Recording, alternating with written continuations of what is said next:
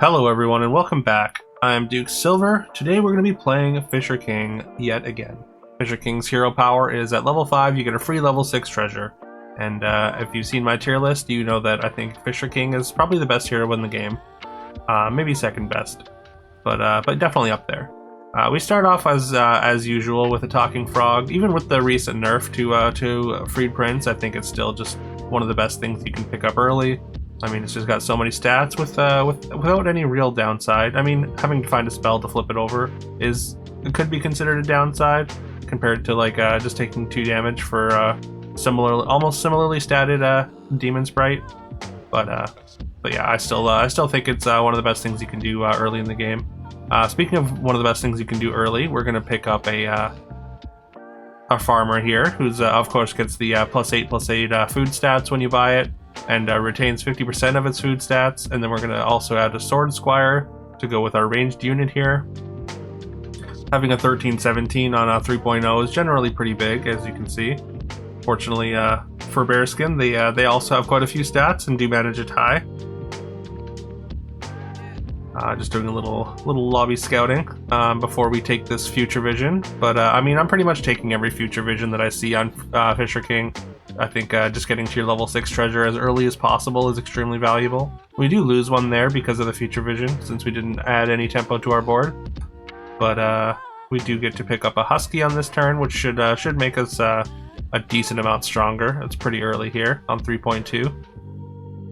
And I think we're gonna sell down for this Juliet. It's just got like a decent stat line right now. I think maybe we're out of one of these supports. They're just not really pulling their weight anymore already. And yeah, I think just the extra stats is just gonna matter a little bit more anyways. Yeah, we win one thing on the back of the husky there. I think we were looking at this duelist. I mean, of course we don't want to roll. We're on level 5 next turn, so we get our level 6 treasure, and of course we don't want to give up our XP. And I think the rolls of course just get a lot more valuable later once we're at higher level shops. Although, like, if you like you don't really want to trap yourself as well when you're playing Future Vision, because like if you kind of trap yourself, you can end up playing just a bunch of bad shops. So you should try and recognize when it's right to roll or not. And our level 6 treasure is Magic Scarf, so it's going to double any aura that we have. We don't have any currently, but there are some really powerful things you can do with this treasure, but we do have to build into them. Watson is a great pickup here. One of the best level 5 units, and something that I kind of slept on for a fair amount of time, but I think everyone else kind of caught on first. But yeah, so like Watson with any kind of summons, like you're just able to scale hero attack like so much faster than almost anything else, and that can be super important. And also it's going to be very, very good here because we have the Magic Scarf. So any Gretel or Hansel that we find, like their stats come from an aura, so they're just going to be twice as big as they would normally. We tie a close one there, managing not to take any damage. Nocturne is also an aura, so we're going to take that. So that's going to double up. We're going to double up the Nocturne aura. Technically, Uther's ability is an aura, but doubling it doesn't really do anything. But yeah, the Nocturne aura doubling is going to matter a little bit. I mean, it's going to give whatever slays +2/+4, and I think charge 2 stars if I'm not mistaken. We're just going to throw a spell onto our Nocturne here, I think, because the stars are based on the stars that are charged are based on Nocturne's attack. So get a few charge a few stars there. I mean, we get a tie, but I think we were in a pretty good spot there. We do find a second Watson, which is fantastic. There's also a Narc here in the shop, but I don't think we're gonna be able to take that. I think with the double Watson, we really just want to take this catnip. We just want to get as many summons in front of these Watsons as we can. So we set up our duelist chain to be in front of the double supported by Watson. So every summon is going to get 2 attack for us. Yeah, now, I mean, the next step is just to, again, we need to find Hansel or Gretel. We are on level 6 now, so it's time for us to use our rolls. Technically, that blue fluff is an aura ability, but we're a little bit away, or a little bit far away from fluffs to consider that. Also, the angelic archangel there is a consideration. It's just a big ranged character, and angelic commander does have an aura effect. So, I mean, but we still would have needed to find a way to find the angelic commander and find a way to put stats on the commander for it to really matter. So we just eventually we did end up passing it by, unfortunately. We're gonna triple up our Watson, and we're gonna get to take these elemental swords, which is an aura, and the magic scarf does double that aura as well. As you can see, a ton of stats on get put onto our board here. I did put the Nocturne up front in place of the Uther, so the Uther can double support our summons. But I think both Nocturnes in the back was probably correct for that turn. I mean, like, we just want to get as much scaling as possible. We want to get as much value out of these Nocturnes as possible, and the second support on the summons I don't think matters too much. We finally find our first Hansel, and look at the size of him. Absolutely huge already, with 100 power and 50 health. Just on the base version, and I mean, we're still scaling, so technically, Frankenstein's monster is an aura as well, so that's something to consider if you have a magic scarf early like this. If you have like an evil board, Frankenstein's monster is a great addition. You just get a lot of stats out of it. There's a second Trinet there, but I don't think we're gonna bother with that. And we get rewarded with our roll by getting getting to triple up our Nocturne. So now we've got an upgraded Nocturne aura that's doubled. I was considering the Silver Cross there, but we only have the one Hansel, and like, honestly, we don't really even need that 15 extra attack. I think the Holly's Gold is just going to go way farther, so it was a consideration, but ultimately I think the Holly's Gold is better by a fair amount. I mean, Holly's Gold is just an exceptionally strong treasure. Like, 4 extra gold a turn is absolutely massive. There's an Archdemon, which I think we are going to take. I think my thought here was I wanted to try and summon some of the Demon Harbingers in front of the Watson and continue scaling that way. But and also that, like, you can kind of build into demons, like the High Demon being doubled with Magic Scarf is not nothing. But also, like, it's a little bit awkward to try and build into it from there. We do finally find a Gretel as well as a Blackbeard. The Blackbeard is, generally you're playing all these duelists in the Hunters comp, so Blackbeard with your Hunters on your bench actually gets very big. We did take the Cat Cabinet there just to further scale.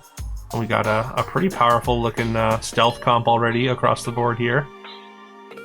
We've got the double twig, pretty ahead of schedule. Like, it's 6.0 right now, but having two twigs on 6.0 is pretty good. We do manage to weather the storm, though. We are going to take our Gretel, of course, and we're going to take this Blackbeard. You can see how big the Blackbeard gets when we put these Hunters on our bench.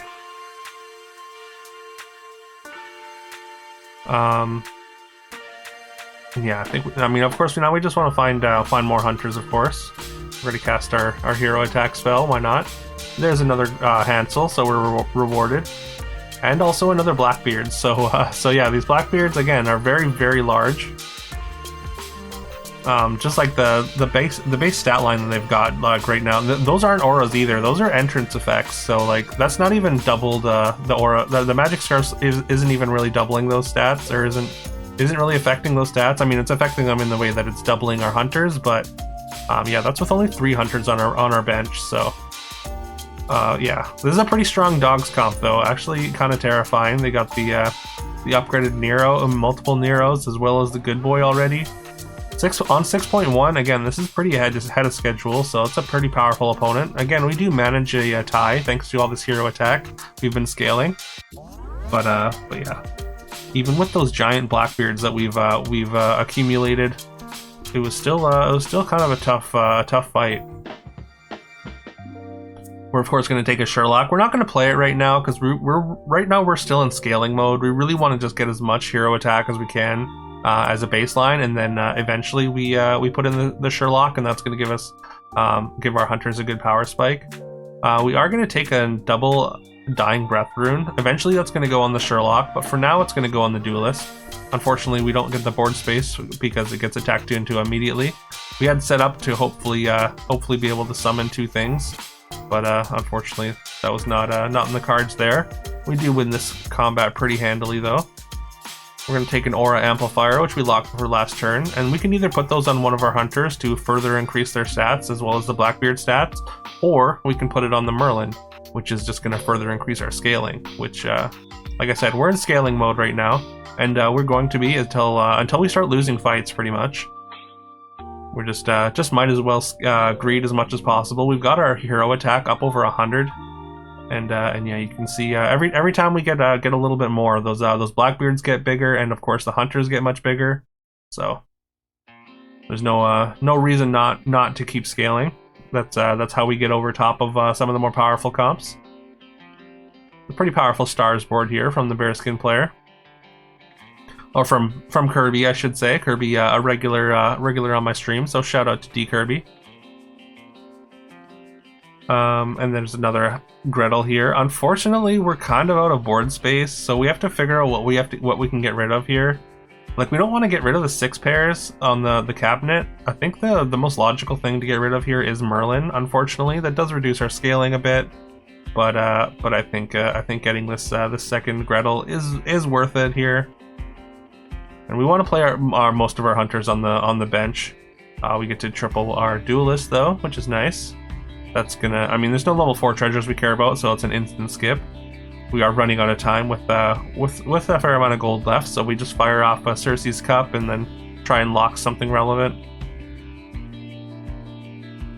The rune is a little bit awkward because, like, the Duelist wants to summon 4 things, but there's no possible way we're gonna have enough board space to summon 4 things. So I probably should have moved it over to the Sherlock.